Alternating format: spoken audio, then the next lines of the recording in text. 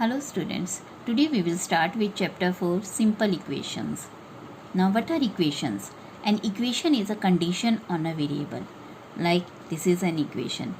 इसमें जो है this is variable.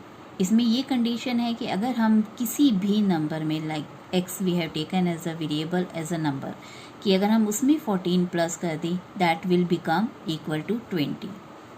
So therefore an equation is a condition on a variable. In an equation there is always an equality sign. Equality sign होता है which shows left hand side is equal to right hand side कि left hand side और right hand side equal होता है. Now this equation will be satisfied only for one value of variable. इस value variable की जगह एक ही value जो है इस इक्वेशन को सेटिस्फाई कर सकती है. Then only left hand side, for that value only left hand side and right hand side will be equal. Like for example we take the value of x as equal to 2. अगर हम x की value 2 ले लें तो then ये left hand side जो है 14 है, x की जगह we have taken 2. 14 plus 2 is equal to 16. Now left hand side is equal to 16 but our right hand side is 20. Therefore 16 is not equal to 20. It means x is equal to 2 does not satisfy the equation. कि इस variable की value की जो है वो that does not satisfy the equation. But if you take x is equal to 6, variable की value जो है हम 6 के इक्वल ले लेंगे. नाउ इस x की जगह वी विल पुट 6. 14 प्लस 6 तो आपका लेफ्ट हैंड साइड जो है 14 प्लस 6 20 हो जाएगा एंड राइट हैंड साइड के इक्वल हो जाएगा because our right hand side is also 20. Therefore x is equal to 6 satisfy the equation. Now in the exercise 4.1 our first question is just like this कि इसमें आपको ये बताना है कि ये डिफरेंट इक्वेशंस जो आपको दी हुई हैं ये whether they are satisfying or not for these values of variable कि ये values of variable के लिए satisfy हो रही है यानी like x is equal to 3 means if we put x की जगह अगर हम 3 लगा दें तो 3 plus 3 तो लेफ्ट हैंड साइड जो है वो हमारी 6 बन जाएगी and 6 is not equal to 0. Therefore the equation is not satisfied. That's why I have written here no. Likewise x की जगह अगर हम पुट कर दें 0. नाउ अगर आप x की जगह 0 पुट कर दो तो this will become 0 plus 3 means आपकी जो लेफ्ट हैंड साइड है that will be equal to 3 और right hand side is equal to 0 है. So equation is not getting satisfied. Therefore, I have written here no. Now in the next, x is equal to minus 3. If I take x as minus 3, x की जगह अगर हम minus 3 लिख दें, then ये आपकी left hand side जो है 3 minus 3 0 हो जाएगी. तो 0 is equal to 0 है. Therefore, the equation is getting satisfied for this value कि इस वैल्यू के लिए आपकी ये इक्वेशन सेटिस्फाई हो रही है. सो आई हैव ऑलरेडी टोल्ड कि जो आपकी एक वैल्यू के लिए इक्वेशन सेटिस्फाई होती है for others value the equation doesn't satisfy. Now next equation x minus 7 is equal to 1 and value of variable given is x7 as 7. तो x की जगह अगर हम 7 पुट कर दें तो 7 माइनस 7 आपका 0 हो जाएगा and 0 is not equal to 1. Left hand side will not be equal to right hand side in that case. Therefore, the equation is not satisfied. Likewise, you can see this is also not 8 की अगर हम x की जगह 8 ले ले 8 minus 7 1 हो जाएगा. तो आपकी इक्वेशन जो है वो सेटिस्फाई हो रही है. It means yes you can write here. Now 5x.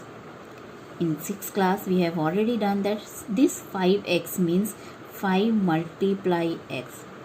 जब आपका नंबर और वेरिएबल के बीच में कोई साइन नहीं होता इट मीन्स आपका वहाँ पे क्या है मल्टीप्लाई है. It means 5 into x. तो अब आपका 5 इंटू अब आप x की जगह क्या वैल्यू ले रहे हैं 0 ले रहे हैं तो x 5 into 0 and 5 into 0 will become 0. तो आपकी जो लेफ्ट हैंड साइड है वो आपकी 0 के इक्वल हो जाएगी एंड राइट हैंड साइड 25 है. तो लेफ्ट और राइट आपकी इक्वल नहीं है. Therefore this is not satisfied for this value. Now 5x. Again 5x means 5 into x. तो 5 into x की जो वैल्यू है that is 5 here. तो 5 into 5 तो 5 into 5 25 Now left hand side and right hand side both are equal, so equation is satisfied. Again in this case 5 into x की जो value है that is -5 है, तो -5 we will take, तो this will become -25. Now -25 is not equal to 25, therefore this equation is not satisfied. Now m upon 3 means आप m जो है that is getting divided by 3. Now if we take m as -6 upon 3, तो ये आपका -2 आएगा and this is not equal to 2, तो equation is not satisfied. Now अगर आप m की जगह 0 पुट कर दे, this will become 0 upon 3. Now this again is not satisfied because आपकी राइट हैंड साइड जो है 2 के बराबर है. Now if you take m as x, तो m की जगह अगर आप x ले लेंगे तो this will become 6 upon 3. 6 upon 3 आपका कैंसिल होकर 2 आ जाएगा, तो आपका आंसर जो है 2 आ गया. और लेफ्ट हैंड साइड आपकी 2 हो गई, तो राइट हैंड साइड भी आपको 2 ही गिवन है. So this value is satisfying this equation. Now next question, check whether the given value in the bracket is a solution to the equation or not. Now equation is n plus 5 is equal to 19 and value of the variable is n is equal to 1. Now if we put n is equal to 1 in left hand side, because variable हमारा left hand side में है तो हम वही value put करेंगे, तो left hand side जो है वो हमारी n plus 5 है. तो n की जगह अब हमें क्या लिखना है, ये वैल्यू लिखनी है n की जगह. तो n की जगह हमने 1 लिख दिया, plus 5 is equal to 6. Now left hand side आपकी जो वैल्यू बनी है वो 6 बन गई है, बट आपकी जो राइट हैंड साइड गिवन है वो क्वेश्चन में दैट इज इक्वल टू 19. तो left hand side is not equal to right hand side, therefore n is equal to 1. This value is not a solution of the given equation, means this value is not a solution. कुछ और value होगी, n की value 2, 3, 4 and anything can it be. Now 7n plus 5 is equal to 19 and n is equal to -2. तो आपने n की value -2 करनी है. Again 7n means 7 multiply n, तो आप 7 मल्टीप्लाई -2 करेंगे. 7 इंटू एन मतलब 7 इंटू -2, एन की जगह आपने -2 ले लिया है, प्लस 5. 7 इंटू -2 जो है वो क्या बन जाएगा आपका 14, -14 प्लस 5 जो है आपका -9 होगा. एंड राइट हैंड साइड जो है आपके पास क्या है, that is equal to 19. Now again left hand side and right hand side is not equal, therefore this is also not a solution of the equation. Likewise is the next question, and you can also do the next question.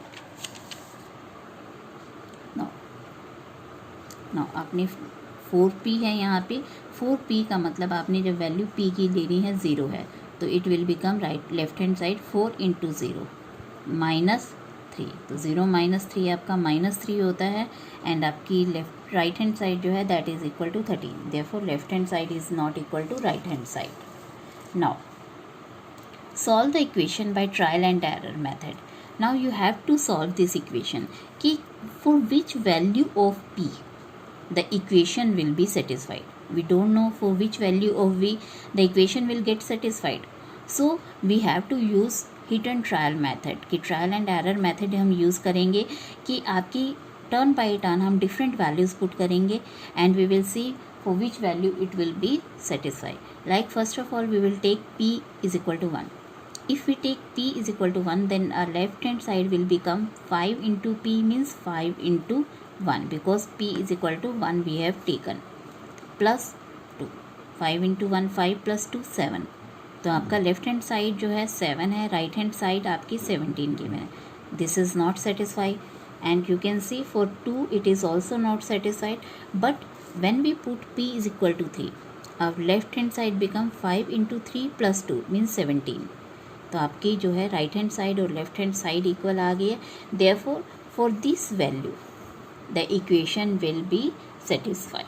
Therefore p is equal to 3 is the solution of the given equation. Therefore this is the solution.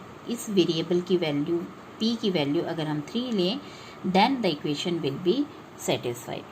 In the same way you can do the second question b part also. Now next question.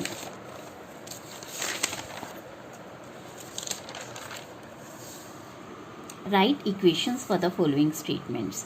Now we have to write the equation. Now sum of numbers. Sum means plus and numbers x and 4. अब आपके पास x एक number है and 4 is equal to 19. is 9 मतलब is equal to 9. The sum means plus. Numbers कौन से हैं आपके? सम किसका लेना है? x and 4. तो x and 4 को आपने प्लस कर दिया. is 9 is equal to 9. The equation is formed now. Now 2 subtracted. Now आपने 2 सब्ट्रैक्ट करना है, पर हमें किसी में से तो सब्ट्रैक्ट करेंगे. किस में से सब्ट्रैक्ट करना है? From y. तो फ्रॉम y में से सब्ट्रैक्ट करेंगे. तो y माइनस 2 इज 8. इज 8 मतलब इज इक्वल टू 8. नाउ इसमें आपने ये ध्यान रखना है कि you can not write 2 minus Y, because इसमें आप y को सब्ट्रैक्ट कर रहे हो, but you are asked to subtract 2 from y. तो 2 आपने सब्ट्रैक्ट करना है, और किस में से सब्ट्रैक्ट करना है? y में से. Therefore you will write y minus 2. Now next question. 10 times a is 70. 10 times a means 10 times का मतलब आपने मल्टीप्लाई करना है. 10 multiply a. Times means you can say कि मल्टीप्लाई है.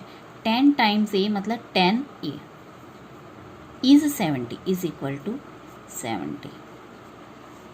10 टाइम्स a, क्योंकि मैंने आपको बताया कि नंबर और वेरिएबल के बीच में जब साइन नहीं होता, इट मीन्स उनके बीच में मल्टीप्लाई है. They are getting multiplied with each other.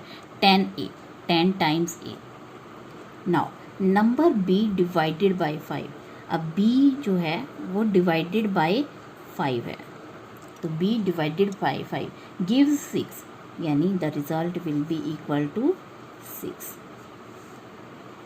Now 3/4 of t. 3/4 means 3/4 of t into t is equal to 15.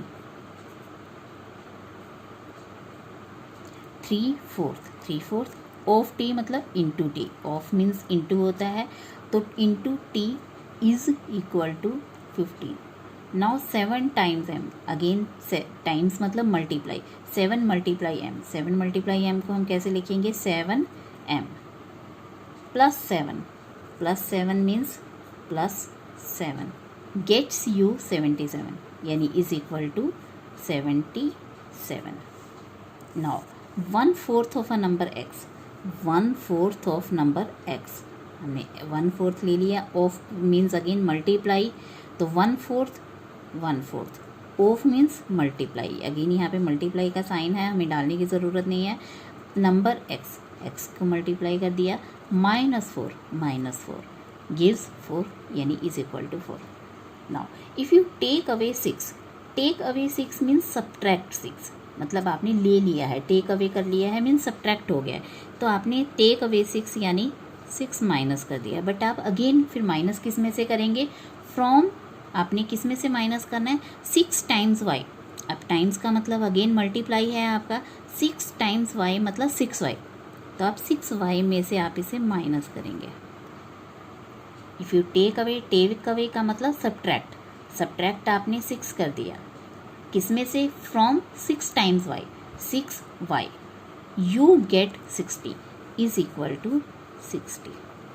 Now this is your equation. Now if you add 3 2.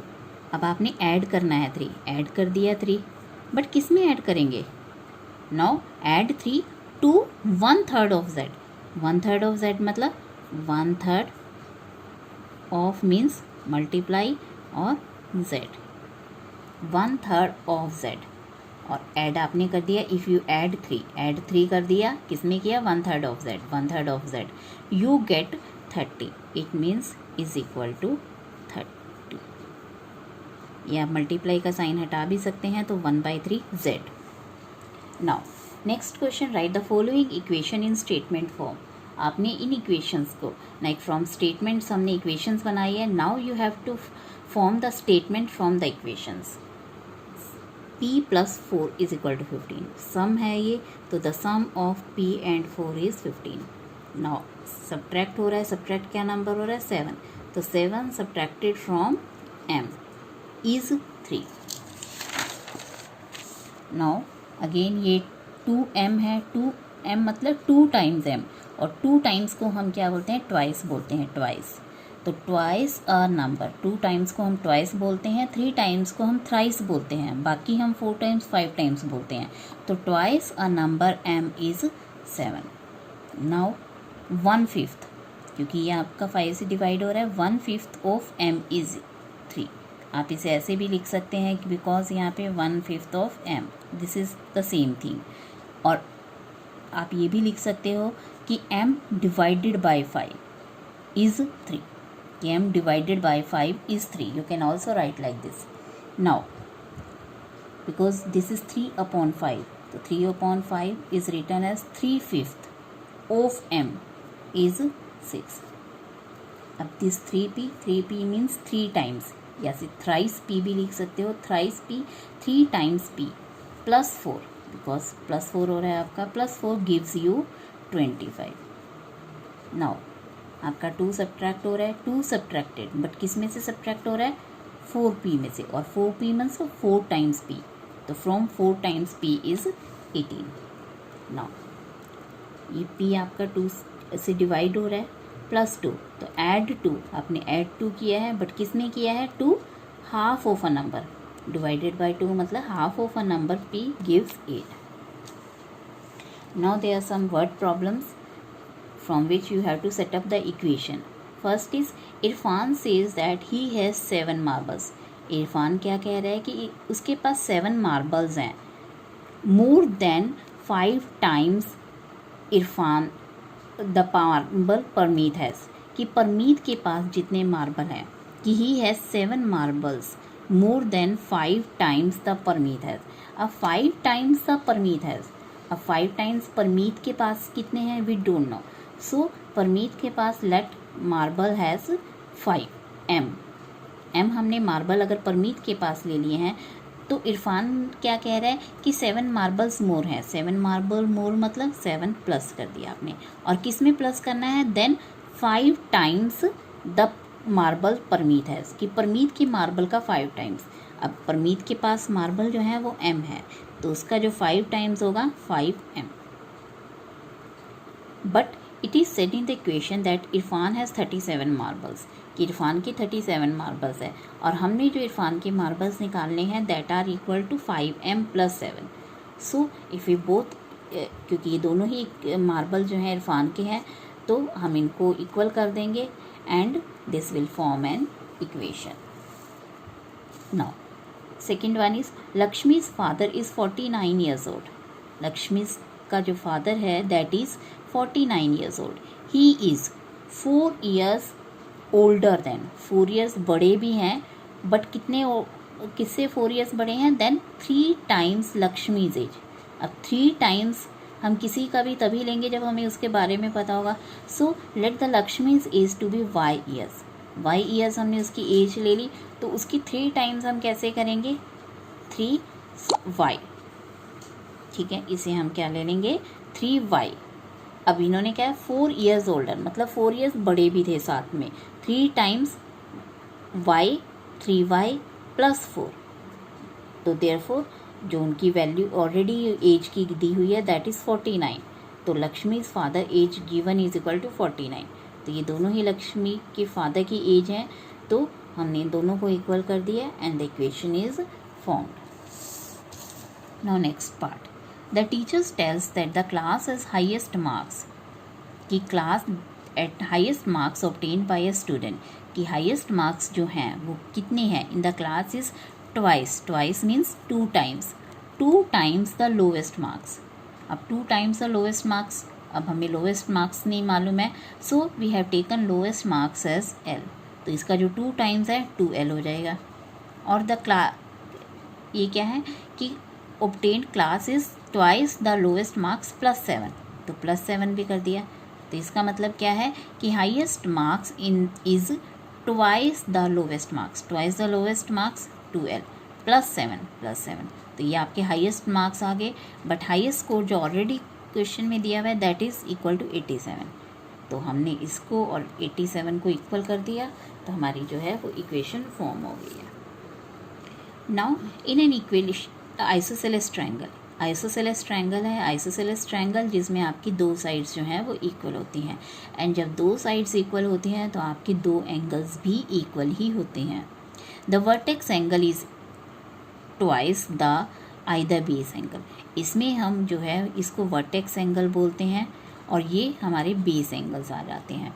अब क्योंकि हमारे ये दो साइड्स इक्वल हैं तो दो एंगल्स भी इक्वल होंगे, देयरफॉर बेस एंगल को जो है हम बी और बी ले लेते हैं, because both these angles are equal, therefore I have taken both as b. जैसे दोनों 70-70 हो सकते हैं, 50-50 हो सकते हैं, but we don't know, so we have taken them as b. Now vertex angle जो है that is, vertex angle is twice either base angle, twice the angle है तो इसका मतलब ये क्या हो गया, वर्टेक्स एंगल आपका 2b हो गया, देयरफॉर वर्टेक्स एंगल आपका 2b हो गया।